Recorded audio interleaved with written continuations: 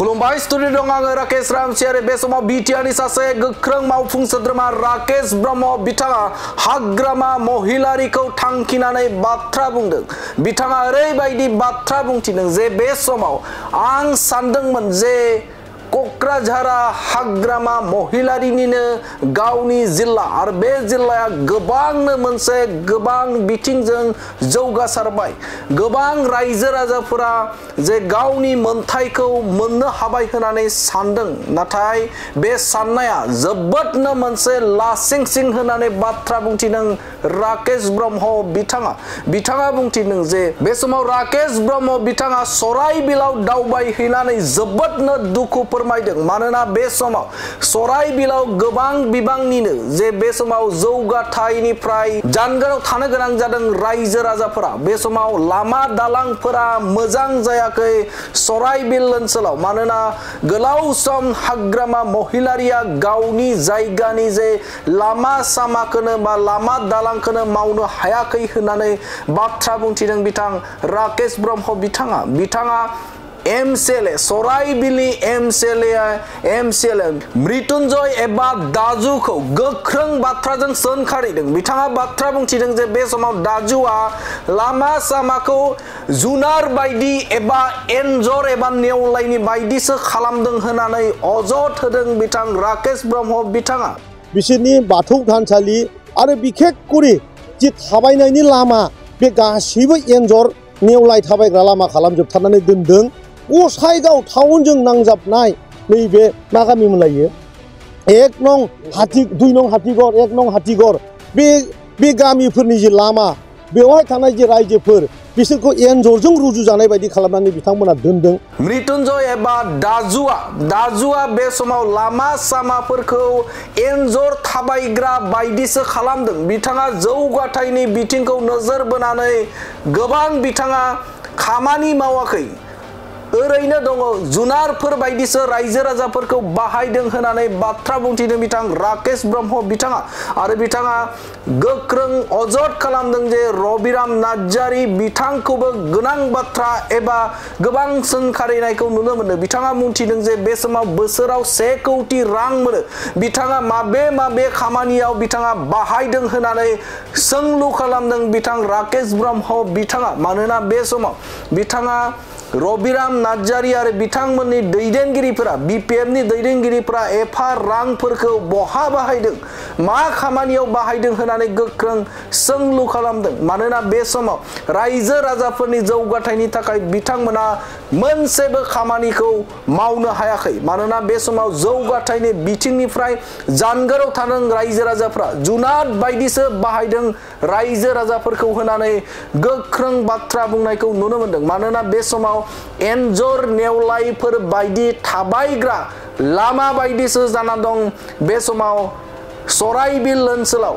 मानोना बे समाव गसाइगावनि साखाथियावनो बे सराइबिल ओनसोला आरो बे सराइबिल ओनसोलनि थागिबि रायजो राजाफोरा बे समाव लामा दालां बे दालांफोराव थाबायनो गोनां जादों होननानै बाथ्रा बुंथिदों। औवानि दालांजों थाबायनो गोनां जादों होननानै बाथ्रा बुंथिदों बिथां राकेश ब्रह्म बिथाङा बुंथिदों जे बे समाव जोंनि बाक्सायाव बा मसलपुर ओनसोलाव बेफोरबायदि औवानि दालांजों जों थाबायनो गोनां जायाखै एबा बेफोरबायदि औवानि दालां गैला। नाथाय बे समाव क'क्राझार जाय बिटिसिनि मोनसे समनि बारग' चिफ बिथां हाग्रामा महिलारिनि जिल्ला, बे जिल्लायाव गोबां जौगानाय जाबाय होननानै आङो सानदोंमोन, नाथाय फैनानै नायफैबाय जोबोदनो मोनसे दुखुनांथाव जे बे ओनसोलाव जेबो जौगाथायनि खामानिया जायाखै। सराइबिलाव थानाय जे दाजुआ मोनसेबो खामानि मावनो हायाखै, रायजो राजाफोरनो सिबिथाय होनायनिफ्राय फेलें जादों होननानै बाथ्रा बुंथिदों बिथां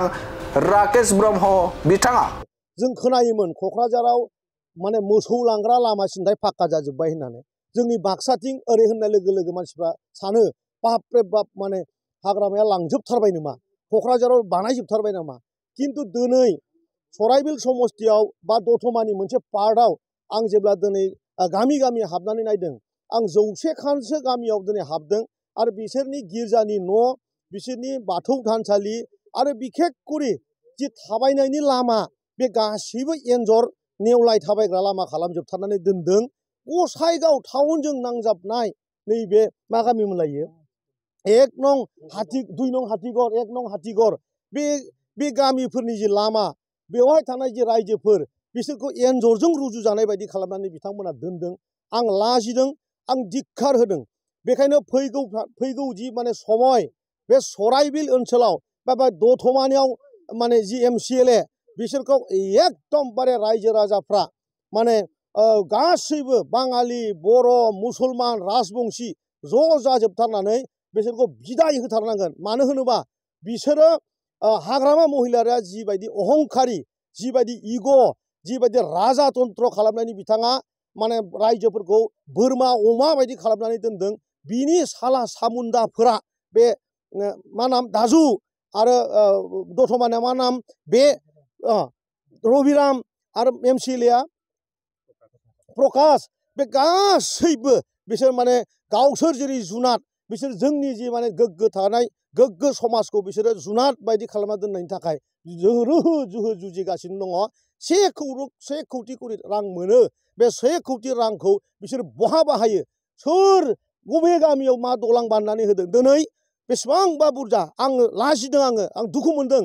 आंनि समस्थियाव बा ओरै सानजानि समस्थियाव जों मालाबाबो औवानि दलांजों दिनै जोङो साइकेल बारहोनाय नुलिया। बाक्सा बायदि जायगायावनो दिनै गसाइगावआवसो दतमायावसो गलि जेरावखि थाङा बेयावसो माने औवानि दलांजोंसो माने रायजो राजाफ्रा माने बारनांगौ जादों। आं बिराद दुखु मोनदों, आं बिराद लाजिदों। बेखायनो नैबे BTC इलेक्सननि आगोल बे 2 मासनि आगोलाव बे सराइबिल समस्ति आरो नैबे दतमाजों एसे नांजाबनाय जि जाहा समस्तिफोर दङ, 100निबो बारा जि माने लामा थांलाय फैलायनायाव जि खस्थ' सेन्ट्रेलनिफ्राय लानानै जोंहा मन्दिर बा जोंहा गिर्जा बा जोंहा माने जिसासफोरनि जि गिर्जा बेफोर न'खौ माने फाहामनो एसे थिं जिनायफोरखौ थिं लगायनो, फ्लर गैयिफोरखौ फ्लर लुना होनो, इथा गैयिफोरखौ इथा होनो आरो खोरखि गैयिफोरखौ खोरखि लागायनो आरो दलांफोरखौबो गासिबखौबो मेरामति खालामनानै जाहाथे नैबे जोंनि सरखार गोदानै मानगोनां प्रमद बर'आ जिहेतु चिफ जाफिनखाथारनोसै 2 मासल'सै NDA अलरेडि जोंहा डिक्लार होखाबाय। जोङो बाक्सा, जोङो चिरां आरो बिखेककरि अदालगुरिनिफ्राय जों खमैयाव ओरैनोबाबो 20 जन देरहाबोखागोन, ओरैनोबाबो 20 जन।